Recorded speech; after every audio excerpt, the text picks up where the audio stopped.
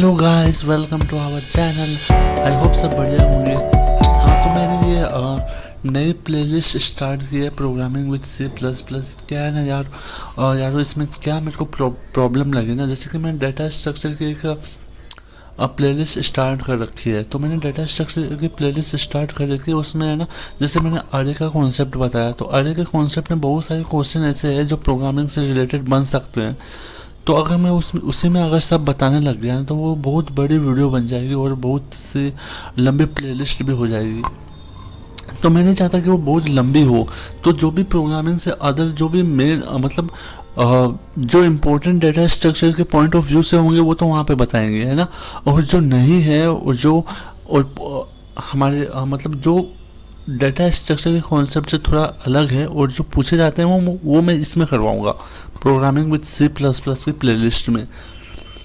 ठीक है, अपन daily try करेंगे नए नए प्रोग्राम सॉल्व करने के, है ना, ताकि लॉजिक अपना बिल्डअप होता रहे, है ना। तो इसलिए मैंने ये प्लेलिस्ट स्टार्ट की है ना। तो होप आप ये प्लेलिस्ट भी लाइक करेंगे, है ना। तो ये देखिए,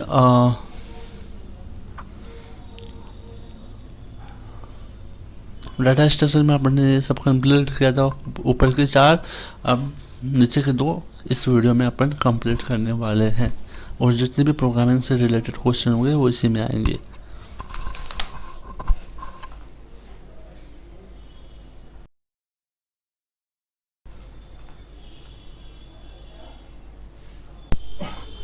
तो ये जो हम लोगों ने क्वेश्चन है ना, ये ऊपर वाले 4 क्वेश्चन तो हम लोगों ने डेटा स्ट्रक्चर की सीरीज में देख लेते हैं ना। अगर आपको अभी तक समझ में नहीं आया हो तो मेरे को एक बार बोलिए, मैं फिर से बता दूंगा, है ना। तो ऊपर वाले जो ये 4 क्वेश्चन है हम लोगों ने ये देख चुके हैं। तो अभी आज हम लोग इस वीडियो में ये वाले देखने वाले हैं ना। तो चलिए बिना टाइम वेस्ट किए समझते हैं डुप्लीकेट एलिमेंट कैसे रिमूव कर सकते हैं अरे में, है ना। तो मैं आपको कॉन्सेप्ट पहले समझा देता हूँ। जैसे मान लीजिए अगर मेरा अरे सॉर्टेड है ना। सॉर्टेड मतलब असेंडिंग ऑर्डर में, है ना। असेंडिंग ऑर्डर तो समझते हो ना। उसमें मान लीजिए मेरा कोई एलिमेंट है ना। देखिए असेंडिंग ऑर्डर में स्मॉलेस्ट से लार्जेस्ट की ओर है ना, स्मॉलेस्ट से लार्जेस्ट, है ना। ये मेरी इंडेक्स वैल्यू है। अब देखो, अब इसमें डुप्लीकेट एलिमेंट में रिमूव कर दूंगा तो क्या बचेगा मेरे पास? 1 2 3 4 ये बचेगा, है ना। यह आउटपुट होगा मेरा। क्यों? यह आउटपुट होना चाहिए ना, यह आउटपुट होगा। ठीक है, तो ये कैसे आएगा? क्या मैं लॉजिक लिखूंगा तो ये आ जाएगा? बताओ। फॉर एग्जाम्पल मान लो कि मैं बताता हूँ आपको।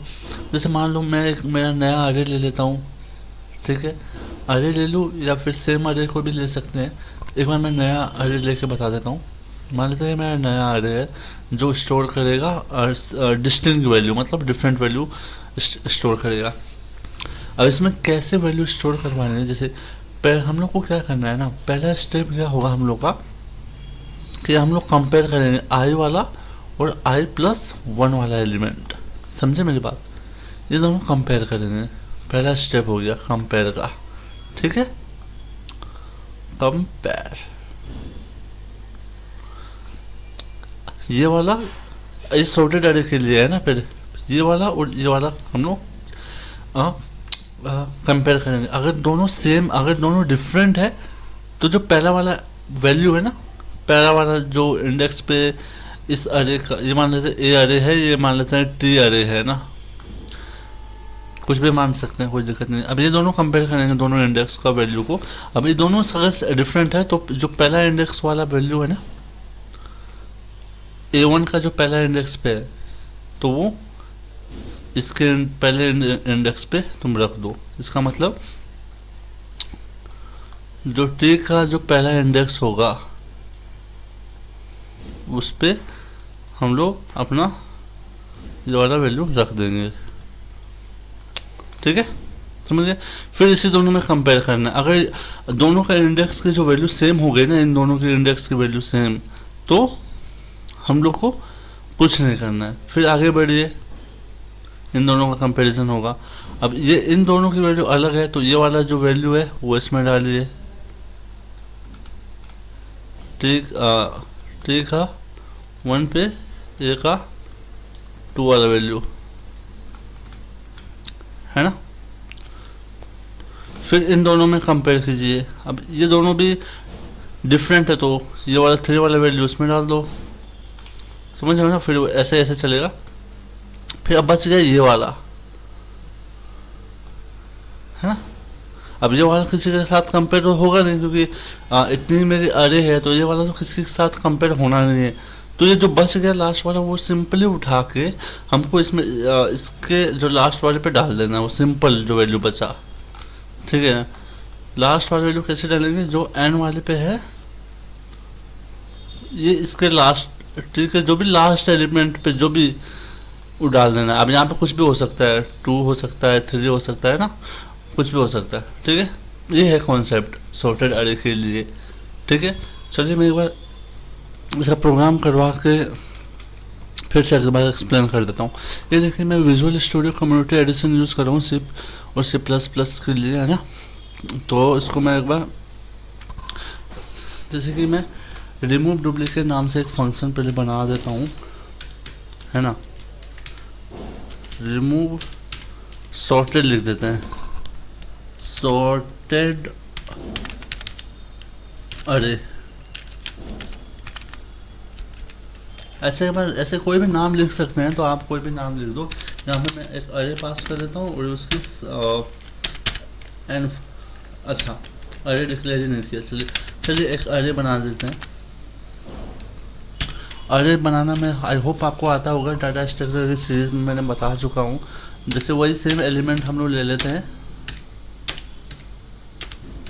ये एलिमेंट है, और यहाँ पे मैं इसकी साइज फाइंड कर लेता हूँ, मतलब लेंथ फाइंड कर लेता हूँ। आपको पता होगा लेंथ फाइंड करने के लिए साइज ऑफ अरे डिवाइडेड बाय, जो भी आपका अरे का नाम है वो, और डिवाइडेड बाय साइज ऑफ आपका अरे का पहला इंडेक्स। ये एन की वैल्यू निकल जाएगी यहाँ से। ठीक है, अब ये जो फंक्शन है उसको मैं इनिशियलाइज करके डिफाइन कर देता हूँ। यहाँ पे मैं ऊपर जाके ये लो मैंने कर दिया डिफाइन। इसका रिटर्न टाइप आप डाल दो, कुछ भी डाल सकते हो, वर्ड डाल दो, क्योंकि मैं कुछ रिटर्न नहीं करने वाला हूँ। और यहाँ पे वो जो पैरामीटर वो ले लो। अब इतना आपको आई होप समझ में आ गया होगा। अब मैंने बोला था कि आप लोग को यहाँ पे रुके गलत आ गया, यहाँ पे इंटीजर अरे तो मैं यहाँ पे पहले इनिशियलाइज कर चुके हैं। हाँ, अब देखिए मैंने क्या बताया था, समझिए। मैं देखिए कोई दूसरा अरे लूँगा नहीं। अगर दूसरा अरे लेके कोई मेरे को नहीं, मतलब एक्स्ट्रा लेना पड़ेगा अरे, उसी अरे में चेंज कर देते हैं। जैसे कि मैंने यहाँ पे एक्स्ट्रा लिया है ना, टी नाम से अरे, उसको नहीं लेते हैं, इसी अरे में चेंज कर देंगे। ठीक है, मेरा क्या करना है, मेरे को कंपेयर करना है पहला इंडेक्स को दूसरे इंडेक्स से। चलिए, तो इसका मतलब मैं क्या कर रहा हूँ, ये ट्रावर्स कर रहा हूँ। पहले तो ट्रावर्स करना पड़ेगा, तो फॉर लूप लगाइए आप पहले। For int I equal to 0, I greater than N I plus plus. अब देखिए ये आई का लूप, चलिए मैं दिखाऊंगा आपको। अब देखो, अब मेरा फॉर्मूला के अनुसार मेरे को पहला और दूसरा इंडेक्स को कंपेयर करना है। ठीक है, पहला और दूसरा एलिमेंट को कंपेयर करना। पहला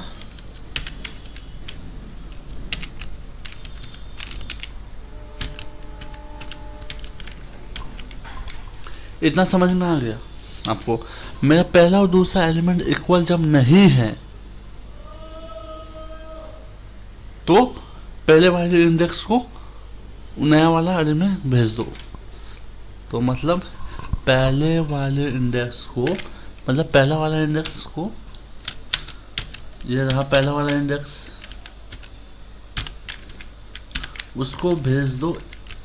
मैं सेम अरे लिया हूँ, तो सेम नाम है उसका, है ना, तो उसका जे में भेज दो।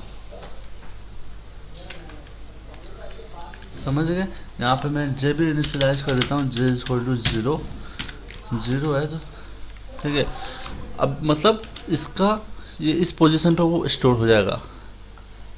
मैं एक बार फिर से आपको बता देता हूँ। जैसे कि ये मेरा अरे है, वो नया अरे है ना, वो तो इसका पोजीशन 0 1 2 2 ये जे से मैं इंडिकेट कर रहा हूँ इसके इंडेक्स को, है ना। तो ए ऑफ 0 को 0 पे वो पहला वैल्यू डाल दो, मतलब ये वाला 1 डाल दो यहाँ पे। इसका इस फॉर्मूले का मतलब यही हुआ। और उस जे को इंक्रीमेंट कर दो। अब मेरा 0 पे था जे, अब वो यहाँ पे भेज दो जे को। तो इंक्रीमेंट के लिए जे प्लस प्लस। इतना आपको बात आ गई ना, बात समझ में? ठीक है। अब देखो ये लूप कहाँ तक चलाना है। मैं ये लूप यहाँ तक ही चलाऊंगा, मतलब ऊपर वाले पर यहाँ तक ही चलाऊंगा, क्योंकि मैं दूसरा लूप में बोल रहा हूँ कि आई को कंपेयर कर रहे हैं आई प्लस वन से। तो यहाँ पे चलाऊंगा तभी आई प्लस 1 से कंपेयर कर पाऊंगा। अगर मैं यहाँ तक अपना लूप फॉर लूप चलाता हूँ तो इसके आई प्लस 1 कौन सा एलिमेंट है? कोई है? कोई नहीं है।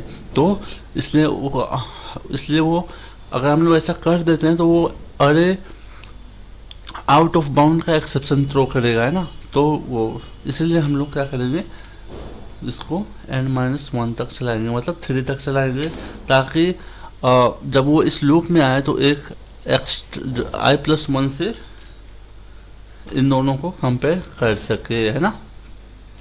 चलिए, तो हो गया। अब देखो वो लास्ट में क्या होगा, ये एलिमेंट तो इसके साथ कंपेयर हो जाएगा, है ना। ये वाला एलिमेंट इसके साथ कंपेयर हो जाएगा। चलो आपको रफ एक बार सब मिटा के एक बार दिखा देते हैं, है ना। अब लास्ट में क्या हो रहा है ना, ये वाला एलिमेंट तो इसके साथ कंपेयर हो जा रहा है, लेकिन अब बाद में जब ये 4 पे अब ये वाला एलिमेंट को क्या करूँगा, ये वाला तो बच जाएगा ना, ये वाला तो बच जाएगा। मैंने तो लूप यहीं तक चलाई थी फॉर लूप, तो ये वाला बच जाएगा। तो अब इस लास्ट वाले को मैंने यहाँ पे बताया था, ये लास्ट वाले को डायरेक्ट तुम असाइन कर दो। तो लास्ट वाले को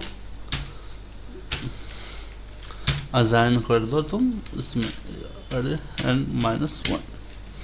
आई होप समझ में आ गए होंगे। ये रिवर्स हो चुकी है एलिमेंट। अब इसको फॉर लूप लगा के प्रिंट करवा दो, सिंपल है जितना तो आया। अब देखो लेंथ कितनी होगी। अब वो जो हम लोग ने अरे बनाया है ना, ये जरूरी थोड़ी होगा कि ये कितनी लेंथ का होगा, क्योंकि यहाँ पे तो डुप्लीकेट के साथ ही 5 की थी। अब ये डुप्लीकेट हटा के कितनी लेंथ की होगी, वो अपने जे पे डिपेंड कर रहा है। यहाँ तक मतलब यहाँ तक हमने सेकेंड लास्ट तक की वैल्यू को इंक्लूड कर लिया। यहाँ तक मतलब सेकेंड लास्ट को कंपेयर कर लिया। फिर हम लोग एक और अलग से जे लिए हैं, तो इस जे के लिए एक +1 कर दो यहाँ पे, और आई प्लस प्लस, और यहाँ पे मैं आप प्रिंट आउट करवा दो, सी आउट अपना अरे ऑफ आई। ठीक है, अब मैं इसको करवाता हूँ प्रिंट, तो जो आउटपुट होना चाहिए वो आपका आ जाएगा।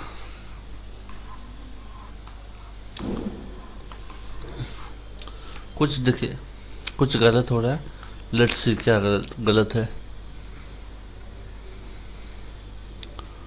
ठीक है,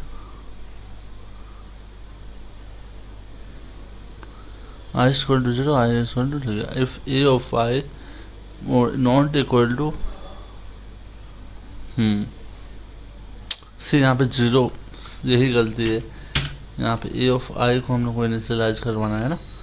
तो अब देखो क्या हो गया। देखो ऐसे एरर पकड़ना पड़ता है, आप समझ के पकड़िए उसको, क्यों एरर आ रहा है, समझ रहे हो ना। क्या हुआ, रन हुआ कि नहीं। सी देखिए आ गया अपना 1 2 3 4, इतना ही तो थी। 2 को हटा दिया। अब मान लेते हैं मेरे पास 5 5 5 6 6 है, तो देखो आना चाहिए 1 2 3 4 5 6 आना चाहिए, है ना। लेकिन मैं दिखा देता हूँ, यहाँ पे रन हो चुका है देखिए। तो इसलिए हम लोग ऐसे इसको सॉर्टेड अरे को सॉर्टेड वाले अरे के लिए कंप्लीट होता है। अब जैसे मान लेते हैं हम अरे अनसॉर्टेड हुआ, तो सेम लॉजिक काम करेगा या नहीं करेगा। फिर मैं दिखा देता हूँ मतलब अनसॉर्टेड मतलब कैसे भी होना, असेंडिंग हो ना डिसेंडिंग हो, कैसे भी हो। मैं यहाँ पे 1 लिख देता हूँ, यहाँ पे 1 लिख देता हूँ, यहाँ पे 5 लिख देता हूँ। क्या डुप्लीकेशन रिमूव कर पाएगा अनसॉर्टेड अरे के लिए। चलो जो प्रोग्राम मैंने लिखा था सॉर्टेड के लिए, चल देखते हैं क्या होता है। आउटपुट होना चाहिए 1 2 3। ये देखिए डुप्लीकेशन कहाँ रिमूव हुई, नहीं हुई ना, सिंपल। तो ये लॉजिक काम नहीं करेगा, तो उसके लिए हम लोग को डिफरेंट लॉजिक देखना पड़ेगा इसको। तो अब मैं जो लॉजिक यूज़ करने वाला हूँ ना वो होने वाला है जैसे कि अनसॉर्टेड के लिए। अनसॉर्टेड अपन यूज़ करेंगे अनऑर्डर सेट। अनऑर्डर सेट नया टॉपिक लग रहा होगा, बहुत मज़ेदार टॉपिक भी है, या फिर इसको कह सकते हो हैश सेट है। इसी से हो पाएगा जो हम लोग C++ यूज़ कर रहे हैं ना, जो STL जो लाइब्रेरी होती है वो है ना पूरा अपने को जो अपनी ज़िंदगी जो लाइफ एकदम सॉर्ट आउट कर देती है। इसमें पूरे जो मेथड फंक्शन सब अवेलेबल है। तो मेरे को पता है आपको नहीं पता होगा इस STL का, या बहुत लोगों को पता भी होगा, फिर भी मैं इस पर आपको प्लेलिस्ट लेके आऊँगा 1-2 दिन में। प्लेलिस्ट इसके ऊपर भी स्टार्ट होगी और डाटा स्ट्रक्चर की प्लेलिस्ट भी चलने वाली है, तो डोंट वरी, आपको कोई टेंशन लेने की बात नहीं है यहाँ पे। तो इसका STL का मतलब स्टैंडर्ड सॉर्टेड लाइब्रेरी होता है, ठीक है ना। तो नो इशूज़। अब देखो आप अरे से करने बैठोगे ना तो उतनी एक्यूरेसी नहीं आएगी। अगर अरे से मतलब अरे को यूज़ करके ही अगर आप करना चाहते हो तो उतनी एक्यूरेसी नहीं आएगी, बहुत टाइम भी लगेगा। So that's why we will use this unsorted set and hash set. Okay, तो चलिए मैं बताता हूँ ये क्या होता है ना। पहले मैं एक बार प्रोग्राम लिखने की कोशिश करता हूँ, फिर मैं आपको बताता हूँ, है ना। क्योंकि वैसे भी आपको मैं फिर से एक बार समझाऊंगा जब ये मैंने बोला ना STL वाली लाइब्रेरी जब की प्लेलिस्ट स्टार्ट करने वाला हूँ तब। जैसे मैं एक फंक्शन कर देता हूँ रिमूव,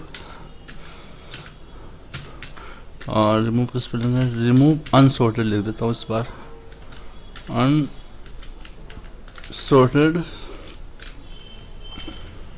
अरे,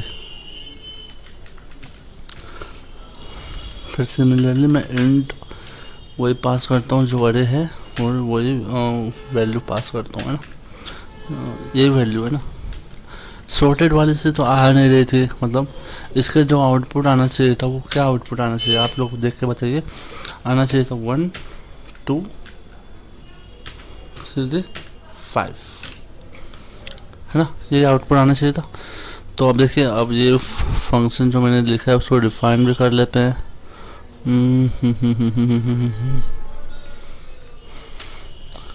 लीजिए मैं यहाँ पर डिफाइन कर लेता हूँ। वर्ड रिटर्न टाइप होगा वर्ड, और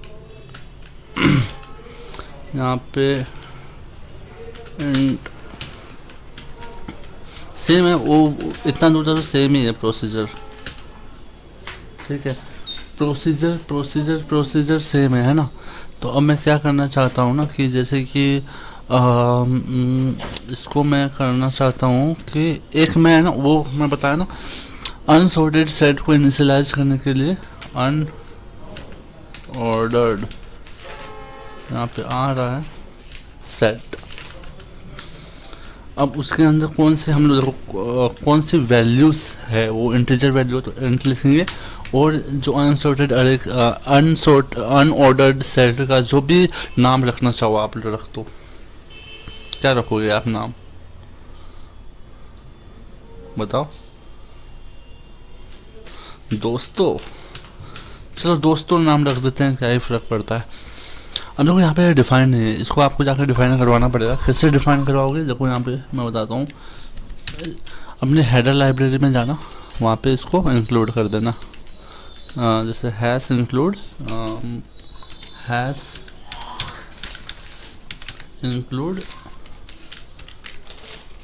और ये लो, यहाँ पे मैंने उसको डिफाइन कर दिया, तो ये मेरे पूरे फंक्शन में डिफाइन हो जाएगा।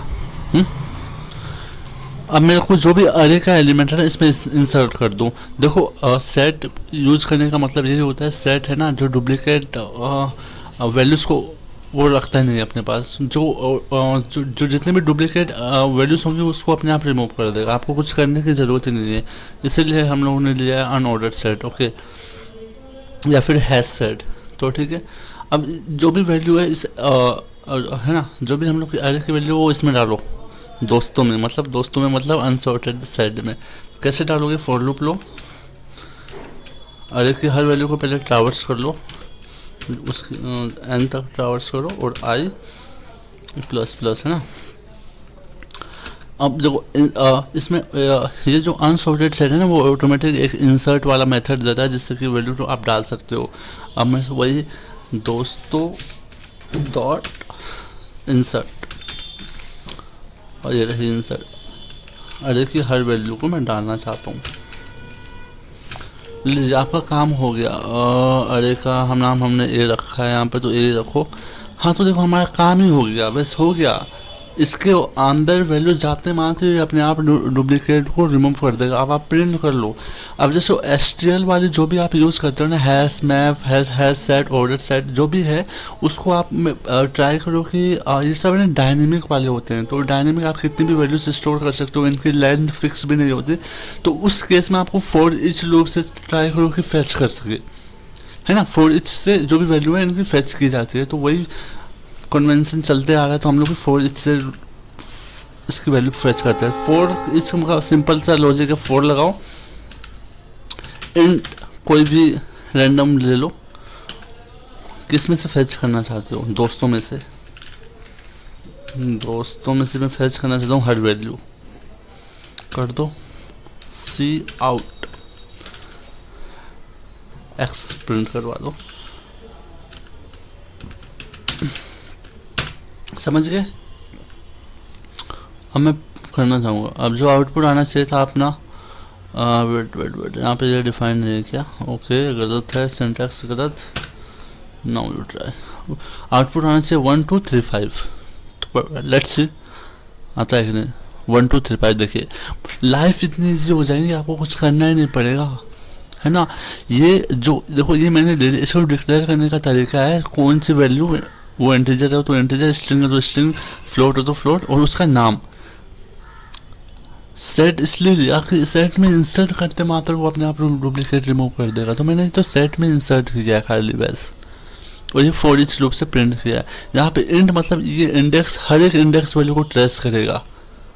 अभी वैल्यू कितनी भी हो दोस्तों में, मतलब ये जो भी दोस्तों है ना, इसमें कितनी ही वैल्यू हो, वो हर एक इंडेक्स को अपने आप इंक्रीमेंट करते करते सबको फेच करवा देगा। समझ गए? तो इतने ही थे।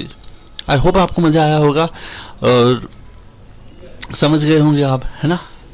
तो मेरे को पता है ये सब आपको अभी जो मैं बताया तो चलो उतना समझ में आ गया होगा, लेकिन उसको अच्छे से समझेंगे। इसीलिए मैं इसकी भी प्लेलिस्ट लेके आने वाला हूँ, STL की जो भी C++ में यूज होती है लाइब्रेरी। मज़ा आ जाएगा, उस लाइब्रेरी को पढ़ लेंगे एक बार तो मज़ा आ जाएगा, ठीक है। उसको भी डाटा स्ट्रक्चर की प्लेलिस्ट के साथ कंटिन्यू करेंगे। So guys, meet you in the next video.